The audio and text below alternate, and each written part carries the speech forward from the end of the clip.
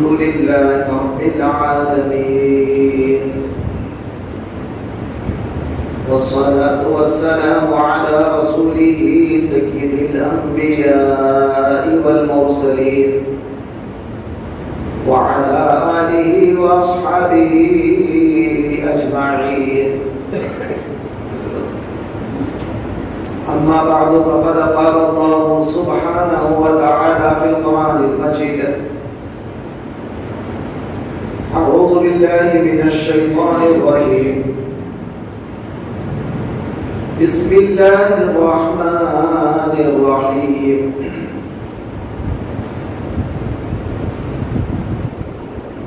واذكر في الكتاب إبراهيم إنه كان صديقا نبيا.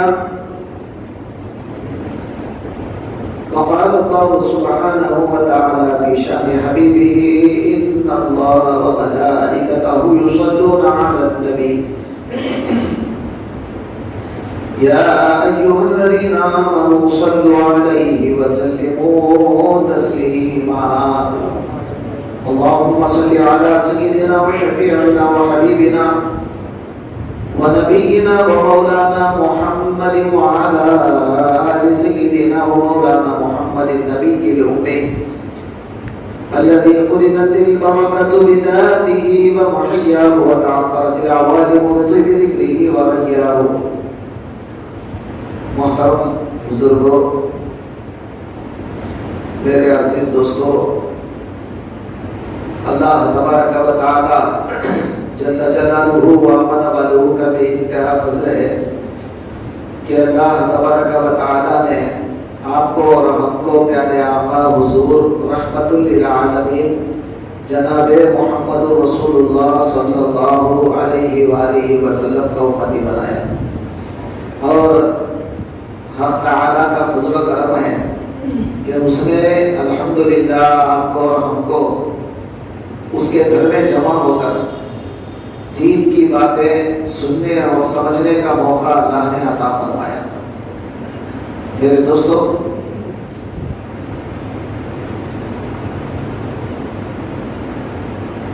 ابھی تقریباً کچھ دن باقی رہ گئے ہیں حج کے موسم کے لیے. حج کچھ طریقوں کا نام ہے جو اللہ کے خلیل حضرت سیدنا ابراہیم خلیل اللہ علیہ السلام اور ان کی بیوی حضرت سیدہ ہاجرہ علیہ السلام اور ان کے پیارے لخت جگر حضرت سیدنا اسماعیل علیہ السلام کے کچھ عادتیں، ان کے طریقے، ان کے کچھ مناسک کا نام حج ہے. آج انشاءاللہ تعالی ہم مختصر طور پر چند باتیں حج کے متعلق آپ کے سامنے رکھیں. حق تعالیٰ کا ارشاد ہے: وَلِلَّهِ عَلَى النَّاسِ حِجُّ الْبَيْتِ مَنِ اسْتَطَاعَ إِلَيْهِ سَبِيلًا.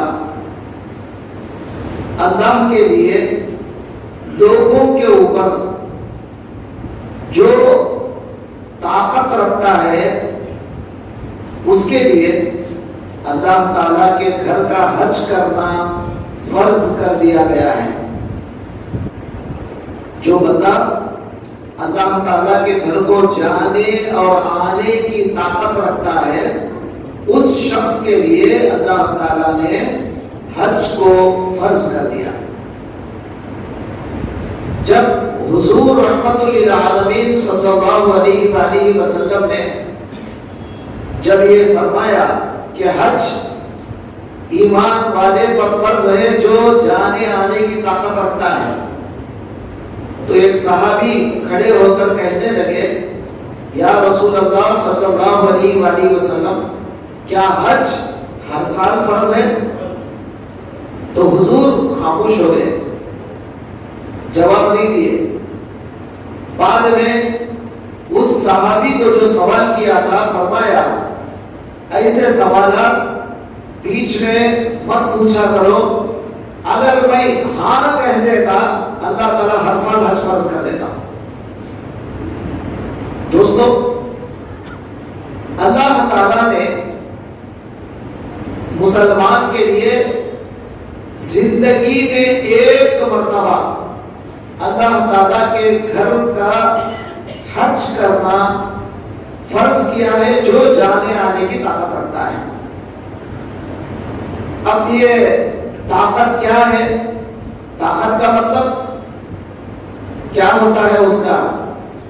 تو تفسیر میں تمام بڑے بڑے علماء کرام نے مفسرین کرام نے یہ بیان فرمایا طاقت کا مطلب سواری یعنی جانے آنے کے لیے سواری ہونا چاہیے اور جانے آنے تک کھانے پینے کا مطلب کھانے اور پینے کا پورا انتظام ہونا چاہیے.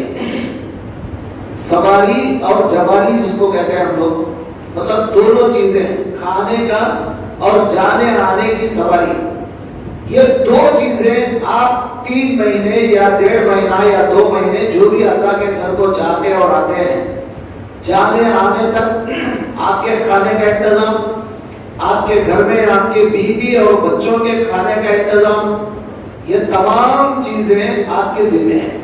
اگر کسی آدمی کے پاس گھر میں 3 مہینے کا راشن گھر کے لوگوں کے لیے اور خود کے لیے جانے آنے تک اور اس کے بعد جانے اور آنے کے لیے سواری کا انتظام یہ تمام چیزوں کی سہولت ہے تو اس آدمی کے اوپر حج فرض ہے. یہ میں پرانے زمانے کی بات کر رہا ہوں کیونکہ پرانے زمانے میں یہ تمام چیزیں الگ الگ ہوتی تھی اور آدمی سواری کا انتظام کر کے خود اللہ تعالیٰ کے گھر کو جاتا تھا. گھوڑوں پر گدھوں پر خچروں پر اونٹوں پر اور گاڑیوں پر معمولی جو گاڑیاں ہوتے ہیں یہ تمام گاڑیوں پر لوگ اللہ تعالیٰ کے گھر کو نکلتے تھے. دور کا سفر ہوتا تھا.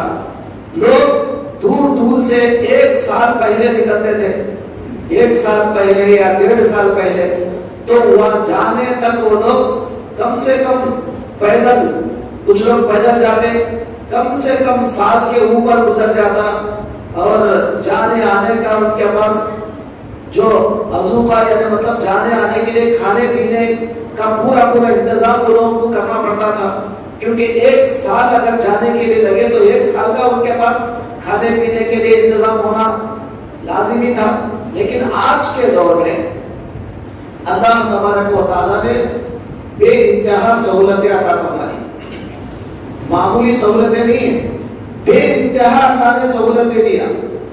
صرف یہاں پہ احرام باندھے گھر میں آپ اپنے گھر میں احرام باندھ کے سیدھا فلائٹ میں یہاں پر چڑھے صرف 4 گھنٹوں میں آپ جو ہے جدہ پہنچے اور 1-2 گھنٹوں کے بعد آپ مکہ مکرمہ پہنچے. ہمارے انداز سے آج کے دور میں جو احرام آپ نے باندھا ہے وہ احرام بھی میلا نہیں ہوتا اور آپ کا عمرہ ہو جاتا ہے. جو احرام آپ نے باندھا وہ احرام بھی میلا نہیں ہوتا. لیکن پرانے زمانے میں لوگ جب دور دور سے حج کے لیے جاتے کئی مہینے لگ جاتے کئی سال لگ جاتے اور وہاں جانے کے بعد جو میقات ہوتا ہے میقات اور آپ کو پتا ہے میقات کا مطلب کیا ہے. حضور رحمت للعالمین صلی اللہ علیہ وآلہ وسلم نے کچھ علاقے کے لوگوں کو ایک مقام متعین کر دیا کہ یہاں سے ان لوگوں کا احرام باندھنا چاہیے. اب ہمارے ہندوستان والوں کو مشرق والوں کو یمن والوں کو ہم لوگوں کو حضور رحمت للعالمین نے فرمایا کہ ہمارا جو میقات ہے وہ یلملم ہے. یلملم ایک مقام کا نام ہے یلملم وہ ہمارا میقات ہے. اصل میں تو ہندوستان کے ہم لوگوں کو یلملم جا کر احرام باندھنے کی ضرورت تھی. لیکن آج کل کیا ہوتا ہے فلائٹ یلملم کے اوپر سے چلے جاتی ہے یلملم پار ہو جاتی ہے اب چونکہ وہ یلملم پار جب کر جاتی ہے تو اس سے پہلے ہم کو احرام میں ہونا پڑتا ہے، اس لیے ہم گھر سے احرام پر لے کے نکلتے ہیں، ورنہ ہم کو تو عام طور پر یلملم جا کر احرام باندھنا چاہیے، اور وہ مکہ مکرمہ سے یلملم کم سے کم 100 کلومیٹر دور ہے، 100 کلومیٹر۔ اب آپ تھوڑا سا غور فرمائیے، اب اس زمانے میں لوگ کیا کرتے تھے، یہاں سے کئی مہینے سفر طے کر کے یلملم جاتے، اور یلملم میں وہاں پر غسل کر کے باقاعدہ وہ لوگ احرام باندھتے، حج کی مطلب عمرے کی نیت یا حج کی نیت جو بھی ہے وہ احرام وہاں پر باندھتے، پھر وہاں سے 100 کلومیٹر ان کو احرام کے اندر چلنا پڑتا ہے، 100 کلومیٹر۔ اب ذرا سوچیں 100 کلومیٹر اس زمانے میں جانے کے لیے اگر کوئی آدمی پیدل چلتا ہے تو کتنے دن لگیں گے اس کو؟ 100 کلومیٹر چلنے کے لیے روزانہ 30 کلومیٹر بھی اگر انہیں چلا کم سے کم 3 دن یا 4 دن لگ جاتے ہیں اس کو چلنے کے لیے، تو پیدل چلتے چلتے 4 دن لگاتار اگر وہ پیدل چلتا رہا تو 4 دن تک تو اس کو احرام میں رہنا پڑتا ہے اس دور کے اندر۔ اور آج کا اللہ نے اتنا آسان کر دیا، ہمارا احرام تک پہلا نہیں ہوتا، ہم جا کے عمرہ بھی کر لیتے ہیں اور حج بھی کر لیتے ہیں، اتنی سہولتیں اللہ نے کر دیا ہے۔ اور آج کے دور میں اللہ تبارک و تعالی اتنی سہولتوں کے بعد اگر کوئی آدمی اس کے پاس جانے اور آنے کے جو پیسے ہیں، مطلب یہ ہے کہ جو بھی آج آپ حج کمیٹی سے جائیں تو 3.5 لاکھ یا 4 لاکھ جو بھی ان کا ہے، یا پھر اگر پرائیویٹ سے آپ جائیں تو 6 لاکھ یا 7 لاکھ 8 لاکھ جو بھی آپ کے پاس اگر اتنا پیسہ ہے، جانے اور آنے کا پیسہ اگر آپ کے پاس ہے تو سمجھ لو کہ آپ کے اوپر حج فرض ہو گیا۔ اگر آپ کے پاس اس وقت قرض نہیں ہے، الحمدللہ آپ کے پاس قرض نہیں ہے، رہنے کے لیے مکان ہے اور الحمدللہ آپ کھاتے پیتے ہیں، اس کے باوجود اگر آپ کے پاس جانے اور آنے کے جو پیسے وہ لوگ لیتے ہیں 3.5 یا 4 لاکھ، اتنے پیسے اگر آپ کے پاس جمع ہے سمجھ لو کہ آپ کے اوپر حج فرض ہو گیا۔ اب بعض لوگ کہتے ہیں نہیں بھائی بچیاں ہیں، بچیوں کے شادیاں کرنا ہے، بچیوں کے شادیوں کو 5-5 لاکھ روپے 10-10 لاکھ روپے رکھنا ہے، اور اس کے بعد یہ پورے بچیوں کے شادیاں کرنے کے بعد پورے ہونے کے بعد حج کو جانا ہے۔ تو ایسا سمجھتے ہیں کچھ لوگ، لیکن کوئی بھی کتاب میں ایسا لکھا ہوا نہیں ہے، نہ قرآن میں ہے، نہ حدیث میں ہے، نہ علماء نے لکھا ہے، نہ فقہاء نے بیان کیا ہے، نہ 4 اماموں کے اندر سے کسی امام نے بھی بیان نہیں فرمایا کہ بچیوں کے شادیوں کے بعد حج کو جاؤ، ایسا کوئی امام بھی آپ کو نہیں بتایا۔ پھر کون بولا آپ کو؟ شادیوں کو حج کو کوئی تعلق نہیں ہے۔ میں اور ایک مثال بھی آپ کو دیتا ہوں۔ فرض کریں کہ اگر آپ نے بچی کے شادی کے لیے 5 لاکھ روپے آپ نے جمع کیا تھا، اچانک ہارٹ اٹیک آ گیا، بائی پاس کرنا پڑا، 5 لاکھ ختم ہو گئے، تو کیا آپ کی بچی کی شادی نہیں ہوگی؟ کیا آپ کی بچی اسی طرح کماری رہے گی قیامت تک؟ یعنی ہمارے مرتے دم تک ویسے ہی رہے گی؟ کیا لڑکیوں کی شادیاں نہیں ہوں گی اس وقت؟ تو تب کیا جواب دیں گے آپ؟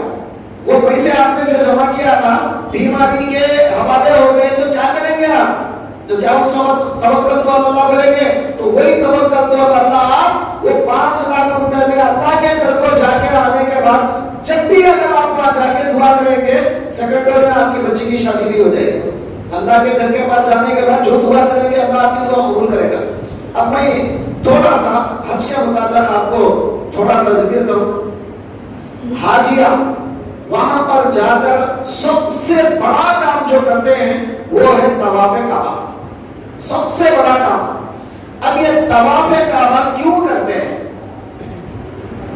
وجہ کیا ہے اس کی کرنے کی؟ تو حضرت سیدنا ابراہیم علیہ السلام نے جب خانہ کعبہ بنایا، خانہ کعبہ کی تعمیر کی، تو اس وقت جب کعبہ کمپلیٹ ہو گیا آپ کس حال میں تھے؟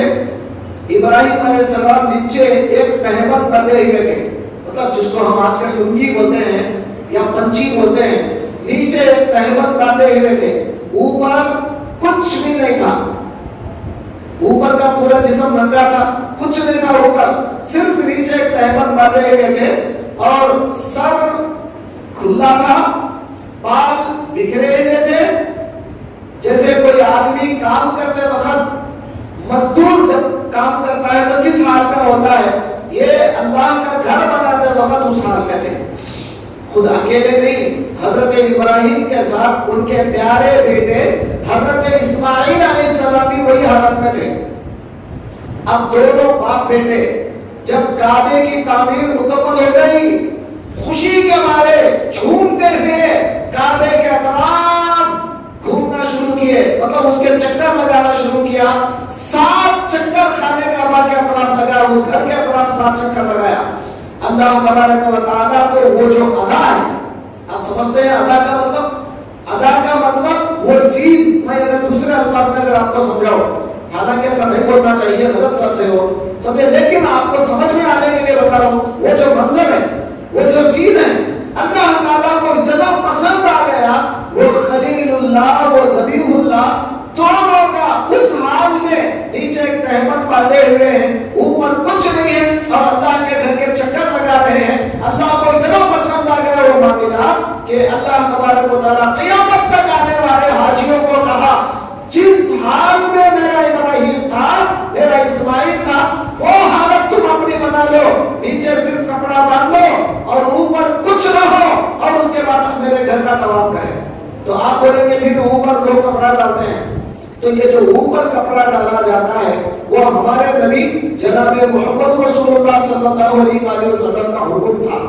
سرکار دو عالم نے فرمایا کہ اوپر بھی کچھ کپڑا ڈال لو، تاکہ، کیونکہ کعبے کے پاس مردوں کے ساتھ عورتیں بھی آتی ہیں، اور اوپر اگر کوئی آدمی ننگا رہا، کوئی آدمی گورا رہتا ہے، کوئی آدمی کچھ رہتا ہے، تو وہ جسمانی حالت دیکھ کر کسی عورت کے اندر کوئی خواہش نہ پیدا ہو جائے، اس لیے اوپر سے بھی کچھ اوڑھ لیا جائے. تو یہ سرکار دو عالم کی سنت ہے. لیکن ابراہیم علیہ السلام نے تو اوپر کچھ نہیں اڑا تھا. اب وہ نشانی کے لیے کیا کرتے ہیں، طواف کے وقت سیدھے طرف کا یہ کھاندہ کھلا رکھا جاتا ہے، اس کو عربی میں استباح کہتے ہیں. استباح کا مطلب ہے طواف کے وقت پہ یہ کاندھا کھلا رکھا جائے تاکہ وہ سنت ابراہیمی کو اپنایا جائے، وہ سنت ابراہیمی سمجھ میں آ جائے. تو طواف کرنے والا جب طواف کرنا ہے تو حضرت ابراہیم علیہ السلام کی وہ ادا جو اللہ کو انہوں نے بتایا تھا ہمارے خوشی کے، اللہ تعالیٰ وہ ادا قیامت تک آنے والے لوگوں سے دیکھنا چاہتا ہے، میرے ابراہیم کی طرح بن کے بتاؤ. اور ہر حاجی وہاں پر جا کر ابراہیم کی طرح اپنے آپ کو بتاتا ہے اللہ تعالیٰ کو، اور ابراہیم علیہ السلام کے لباس میں اللہ کو بتاتا ہے، ابراہیم کے طریقے پر اللہ کو بتاتا ہے. اللہ تعالیٰ بڑے خوش ہوتے ہیں کیونکہ خلیل اللہ کی یقین کر رہا ہے، خلیل اللہ کی ادا کر رہا ہے. اور اس کے بعد شروع کے 3 چکر میں طواف جب آپ کرتے ہیں، شروع کے 3 چکر، عربی میں اس چکر کو شوط کہتے ہیں. شوط کعبے کے جو 7 چکر کیا جاتا ہے، ایک چکر کا نام ہے شوط. 7 شوط کیے جاتے ہیں، 7 چکر. تو شروع کے 3 چکروں میں تھوڑا سا اکڑ کے چلنا پڑتا ہے. جیسے کوئی نوجوان آدمی مستی میں فخر سے چلتا ہے، ایسا چلنے کی ضرورت ہے. کیوں؟ اس کی وجہ کیا ہے؟ حضور اکرم صلی اللہ علیہ وآلہ وسلم جب عمرے کے لیے سن ہجری 7 میں، سن ہجری 7 کے اندر یعنی مدینہ جانے کے 7 سال کے بعد جب عمرہ کرنے کے لیے ہمارے پیغمبر علیہ السلام مکہ مکرمہ آئے، تو کافروں نے سرکار کو دیکھا، دیکھ کے کہا یہ محمد جب تک مکے میں تھے اچھے خاصے گھٹ مٹ تھے، اچھے خاصے جوان نظر آ رہے تھے، مگر مدینہ چلے گئے تو مدینے کی ہوا ان کو نہیں بنی اور یہ بالکل بوڑھے ہو گئے. اور ویسے بھی آپ کو بتا دوں، مدینے کا پہلا جو نام تھا اس کا نام تھا یثرب. اب مدینے کو مدینہ نام تو رسول نے رکھا، لیکن اس سے پہلے اس کا نام یثرب جو تھا. یثرب کا معنی کیا ہے؟ تمام زیادہ پورے بیماریاں وہ شہر میں تھی، پورے بیماریاں، بخار اور جو ہے نا طاعون کا مطلب پلیگ کی بیماری، آپ سمجھتے ہوں گے چوہوں کے ذریعے سے جو بیماری آتی ہے پلیگ، اس کو طاعون کہتے ہیں۔ طاعون کی بیماری مدینے میں، بخار مدینے میں، جذام مدینے میں، جتنے بیماریاں تھی سب بیماریاں مدینے میں تھی۔ مگر سرکار دو عالم صلی اللہ علیہ وآلہ وسلم جیسے ہی مدینہ منورہ پہنچے، آپ نے دعا فرمایا، اے پروردگار یہ میرے شہر میں جتنی بیماریاں یہاں پر ہیں، اب میری دعا یہ ہے کہ تمام بیماریوں کو یہاں سے بھگا دے، اے اللہ تمام بیماریوں کو یہاں سے بھگا دے مگر بخار کو یہاں پر رکھ۔ یہ سرکار نے دعا فرمایا، اے اللہ تمام بیماریوں کو یہاں سے بھگا دے مگر صرف بخار کو یہاں پر رکھ۔ تو اب حضور کی وہ دعا اللہ نے قبول فرمائی، تمام بیماریوں کو اللہ نے مدینے سے بھگا دیا۔ اب اس کا نام یثرب نہیں رہا، اب طیبہ کہتے ہیں پاک سرزمین، تمام بیماریوں سے پاک، تمام پریشانیوں سے پاک۔ اب وہ جگہ پاک جگہ بن گئی مسلمانوں کے لیے۔ اور سرکار نے فرمایا، اے پروردگار جیسا تو نے کعبۃ اللہ کو، مکہ المکرمہ کو تو نے حرام شہر بنایا، حرام کا مطلب یہاں خون ریزی کرنا حرام، قتل کرنا حرام، گالیاں دینا حرام، جھگڑا کرنا حرام، جیسا تو نے تیرے گھر کو مکہ المکرمہ کو تو نے حرام بنایا، یا اللہ میں اس شہر کو مدینے کو میں حرام بناتا ہوں۔ اسی لیے دو شہر بھی حرام شہر ہے، آج بھی وہاں کے بادشاہ کو لقب دیا گیا ہے کیا؟ خادم الحرمین۔ حرمین مانے دو حرم، ایک مکہ ایک حرم، مدینہ ایک حرم، یہ دو حرم۔ تو اب مدینہ منورہ آج مدینہ نام پڑ گیا، طیبہ نام پڑ گیا، اور یثرب کا نام آج کوئی بھی نہیں لیتا کیونکہ وہ بیماریوں کا اڈا تھا، ختم ہو گیا۔ جب سرکار دو عالم صلی اللہ علیہ وسلم مدینے سے واپس آئے عمرے کے لیے تو تمام کافر کہنے لگے، ارے یہ تو بالکل بوڑھے ہو گئے ہیں، کمزوری آ گئی ہے، مکے میں جب تک تھے تو اچھے طاقتور تھے، مدینہ جا کر ان کی حالت بدل گئی ہے۔ تو اب سرکار دو عالم کو ان کی باتیں سمجھ میں آ گئی کہ وہ لوگ کیا بولنا چاہتے ہیں، کمزور ہو گئے، ناتوان ہو گئے، یہ بولنا چاہتے تھے۔ تو سرکار دو عالم اپنی طاقت بتانے کے لیے سرکار دو عالم نے تمام لوگوں کو حکم دیا کہ لوگوں اب طواف کرتے وقت رمل کرو۔ رمل کا معنی کیا ہے؟ یہ دونوں ہاتھوں کو ایسا رکھو جیسا پہلوان چلتا ہے، ایک بڑا پہلوان طاقتور آدمی کیسے چلتا ہے ایسا چلو، اکڑ کے چلو، تاکہ کافر لوگ یہ سمجھے کہ مسلمان ابھی بھی کمزور نہیں ہے بلکہ طاقتور ہے۔ تو دیکھا آپ نے سرکار دو عالم نے زندگی میں ایک مرتبہ رمل کیا تھا اور اللہ کو وہ رمل پسند آ گیا۔ قیامت تک اللہ تعالیٰ نے تمام حاجیوں کو اور طواف کرنے والوں کو رمل کرنے کا حکم دیتا ہے، کہتا ہے کہ وہاں جا کر اکڑ کے چلو۔ پہلے کے 3 چکروں میں رسول اللہ نے اکڑ کر چلے تھے، تم بھی اسی طرح اکڑ کر چلو تاکہ لوگ تم کو کمزور نہ سمجھیں۔ تو آپ دیکھتے ہیں کیا ہے یہاں پر حج میں، کیا ہے؟ کچھ نہیں، صرف پیغمبروں کا طریقہ، جو پیغمبروں نے جو کام کیے ہیں وہ کام اللہ تعالیٰ کو پسند آ گیا، بس اس کی ایکٹنگ کرنا، اس کی نقل کرنا، اس کے سوا کچھ نہیں۔ اس کے بعد حج کے لیے جب خانہ کعبہ مکمل ہو گیا، اللہ تبارک و تعالیٰ نے ابراہیم کو کہا کہ ابراہیم وَأَذِّن فِي النَّاسِ بِالْحَجِّ، پارہ نمبر 17 میں اللہ تعالیٰ بیان کرتا ہے وَأَذِّن فِي النَّاسِ بِالْحَجِّ يَأْتُوكَ رِجَالًا۔ اے ابراہیم تمام لوگوں میں اعلان کر دو، کھڑے ہو کر اعلان کر دو کہ تمام لوگ حج کو آئے۔ تو حضرت سیدنا ابراہیم علیہ السلام ایک پہاڑ پر چڑھے گئے، چڑھ کر آپ نے پہلے اللہ سے کہا کہ پروردگار میری آواز کہاں تک جائے گی؟ یہ پہاڑ پر اگر میں بلاؤں گا چیخ کر لوگوں حج فرض ہو گیا ہے آ جاؤ، اگر میں بلاؤں گا کون سنے گا میری آواز؟ کہاں تک جائے گی میری آواز؟ اس زمانے میں مائک بھی تو نہیں تھا، کوئی مائک نہیں، لاؤڈ اسپیکر نہیں، کچھ نہیں، کہاں تک جائے گی میری آواز؟ اللہ نے کہا ابراہیم پکارنا تمہارا کام ہے، آواز کا پہنچانا ہمارا کام ہے، تم پکارو تو صحیح، ہم کہاں تک پہنچاتے ہیں۔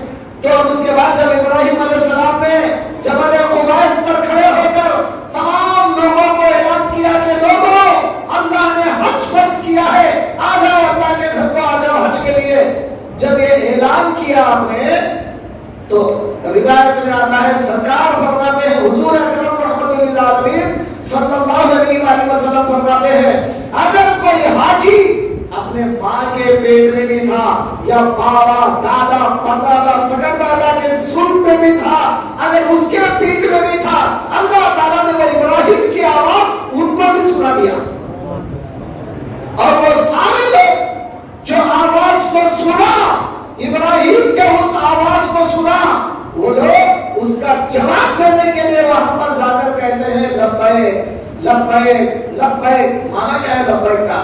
میں حاضر ہوں، میں حاضر ہوں۔ اے ابراہیم آپ نے بلایا تھا، اب میں حاضر ہو گیا۔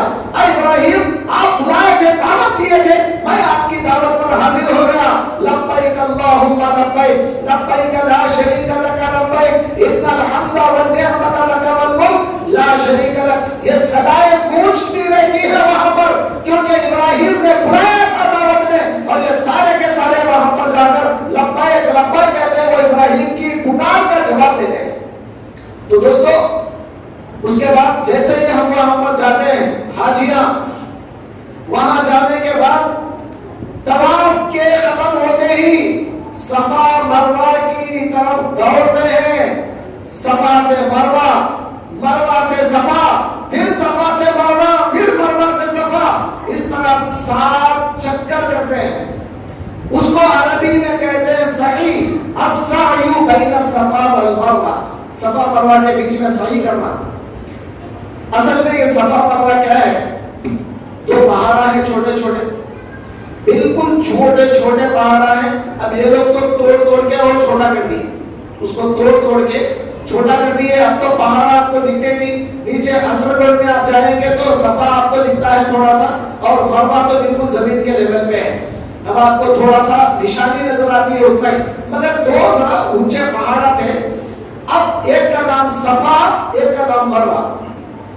یہ 2 پہاڑوں پر اس زمانے میں 2 بت رکھے ہوئے تھے۔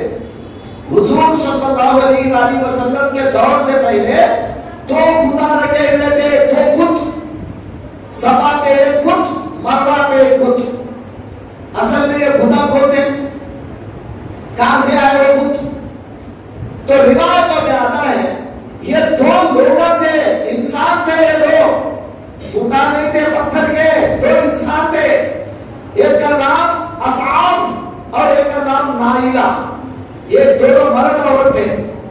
اب یہ دونوں نے عرب کے اس خطرناک خبیث دور میں کیا کیا؟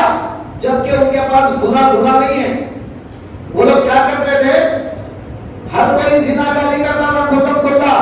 اب یہ دونوں زناکاری کرنے کے لیے جگہ ڈھونڈنے لگے، چھپنے کے لیے، کہاں زناکاری کریں؟ کہیں بھی ان کو جگہ نظر نہیں آئی تو کعبے کے اندر گھس گئے، خانہ کعبہ کے اندر جا کر زناکاری کیا کعبے میں۔ اللہ تعالیٰ کو اتنا جلال آ گیا کہ وہ دونوں کو پتھر بنا دیا، 2 انسانوں کو اللہ نے پتھر بنا دیا۔ تو اب یہ مکہ والوں نے کیا کیا؟ وہ 2 پتھروں کو جو انسان تھے پتھر بن گئے تھے ان کو اٹھا کر باہر پھینک دیا کعبے کے باہر، کیونکہ کب تک کعبے کے اندر رکھیں گے؟ دونوں کو اٹھا کر کعبے کے باہر پھینک دیا۔ کئی سالوں تک وہ پتھر وہیں پر پڑے رہے، سارے لوگ عبرت دیتے رہے کہ دیکھو یہ 2 پتھر بن گئے ہیں، یہ لوگ اللہ کے گھر میں زناکاری کیے تھے، یہ بدمعاش بنتے، سارے لوگ عبرت حاصل کرتے تھے۔ لیکن بعد میں کیا ہوا؟ 1 جنریشن 2 جنریشن جانے کے بعد اب لوگ کیا کرنے لگے؟ ارے بھائی یہ لوگ جو ہے یہ دونوں بڑے نیک لوگ ہیں، بڑے خدا ہیں، بڑے خدا ہیں ہمارے، اس واسطے یہاں بڑے یہ زمانے سے بولتے ہیں ایک کو لے جا کے صفا پہاڑی پہ، ایک کو لے جا کے کافر کیا کرتے تھے؟ جب صفا کے پاس جاتے، وہاں جا کر صفا پہاڑی پر جب جاتے تو وہ بت کی پوجا کرتے.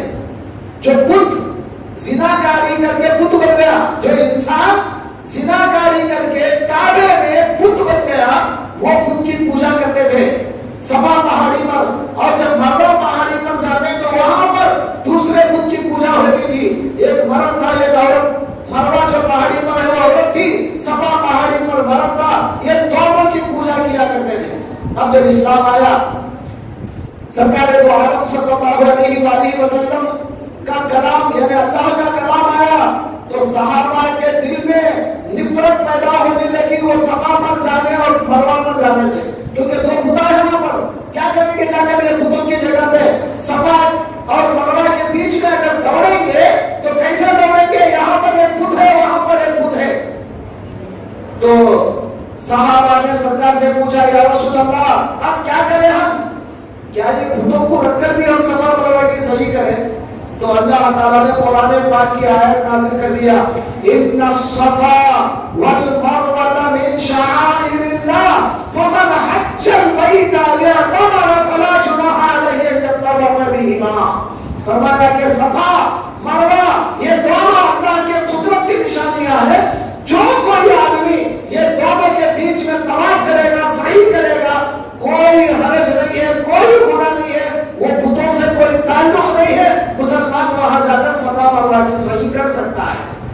تو بعد میں جب اسلام آ گیا، مکہ فتح ہو گیا، تو کعبے کے پاس جتنے بت تھے ان کو توڑ کے پھینک دیا گیا، اور وہاں پر جو بت تھے صفا اور مروہ پہ ان کو بھی توڑ کے پھینک دیا گیا اور تمام بتوں کو صاف کر دیا گیا.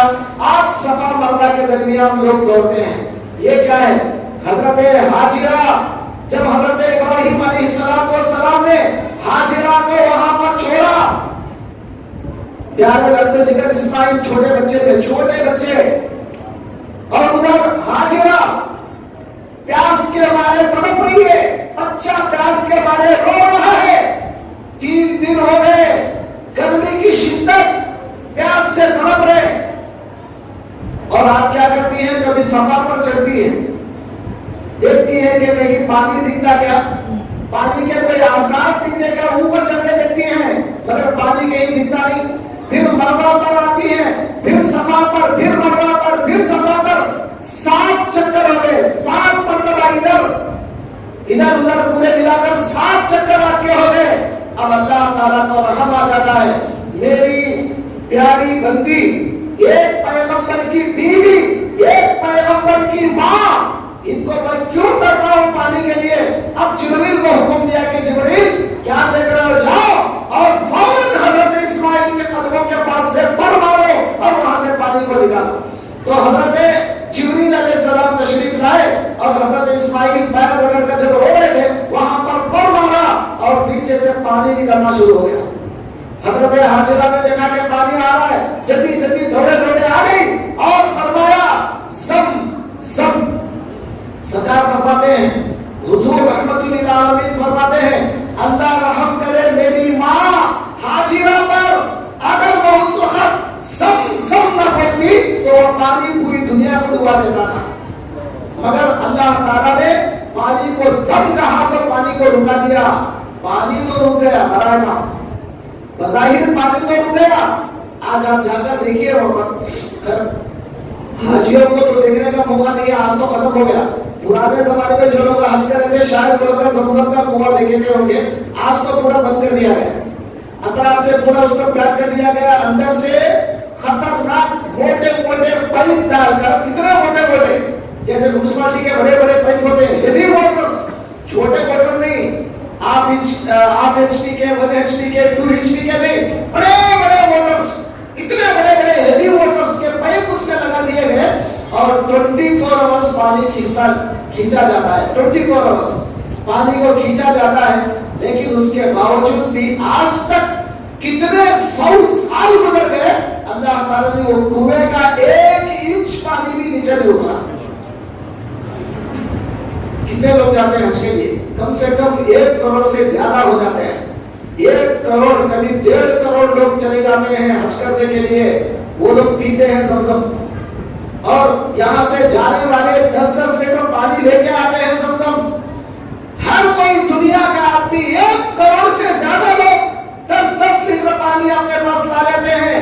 इसके बावजूद भी आज तक 1 कतरा पानी भी वो कुएं से नीचे नहीं उतरा, उसका लेवल ना ऊपर आया। 24 आवर्स पानी खींचा जाता है, जरा भी जो है वो पानी कम होने का नामो निशान नहीं।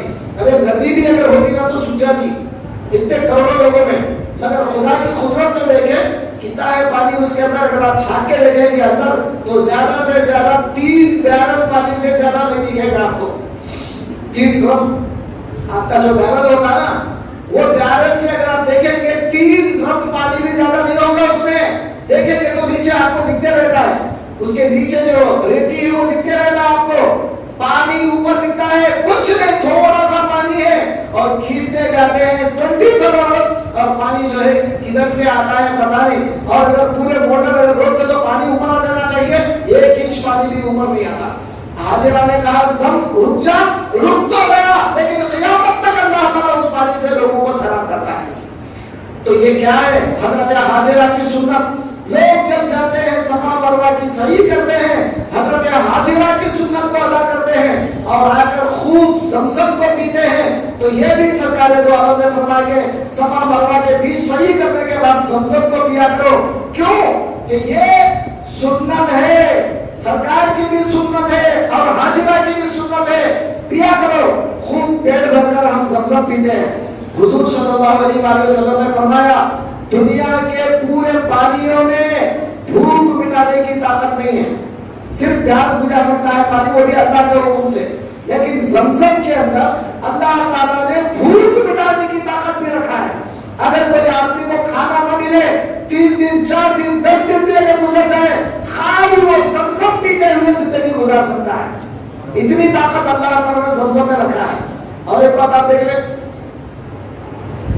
दुनिया का आम जो पानी होता है वो पानी चाहे वो मिनरल वाटर हो, कितना भी क्या बोलते हैं 400 रुपये लीटर का पानी क्यों ना हो या 4000 लीटर का पानी भी क्यों ना हो, आप लाके अपने घर में स्टॉक रखो।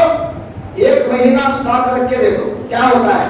1 महीने के बाद उसके अंदर गंजा आ जाता है, माछी पकड़ता है, फिर उसके अंदर बड़ी कीड़े आ जाते हैं पानी में। ये कुदरत है अल्लाह ताला की। पानी के अंदर बड़ी कीड़े जम जाते हैं।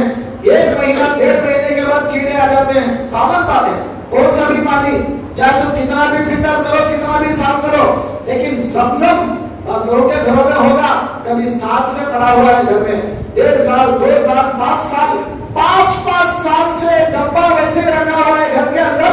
और जाके आप पूरा ऐनक लगा के देखो, एक कीड़ा आपको नजर आए तो बोलो आप ये अल्लाह ताला की कुदरत है। तो और क्या है?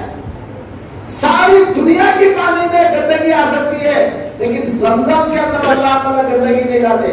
ये तमाम अजाइबात, ये तमाम कुदरतें अल्लाह ताला दुनिया को बताता है काबतुल्लाह के पास मैंने क्या क्या कुदरतें रखा है। तो अल्लाह ताला खुद कुरान में फरमाते हैं फीही आयातुम बय्यिनातुम मकाम इब्राहीम, इसके अंदर खुल्ले अल्लाह की कुदरत की निशानियां हैं। खुल्ला आप देख लो ज़मज़म को कितनी बड़ी अल्लाह की कुदरत की निशानी है। और लोग एक्सपेरिमेंट कर रहे हैं जी। मामूली पानी, अगर कोई गंदा पानी है, गलीज पानी, कोई कलर वाला, कोई गंदा पानी, थोड़ा सा गंदा पानी है, आप थोड़ा सा गंदा पानी मामूली पानी में अगर डालेंगे तो वो पानी भी गंदा हो जाएगा, कॉमन बात है।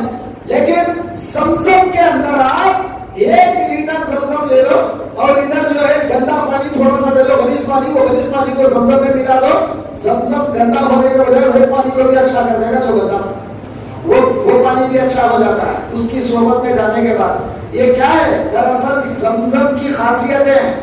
और आज तक भी बड़े साइंटिस्ट, बड़े साइंसदान तहकीकात कर रहे हैं वो पानी को लेकर, क्या है वो पानी, किधर से आता है, उसके झरने किधर है, आता किधर, जाता किधर, आज तक किसी को समझ में नहीं आया।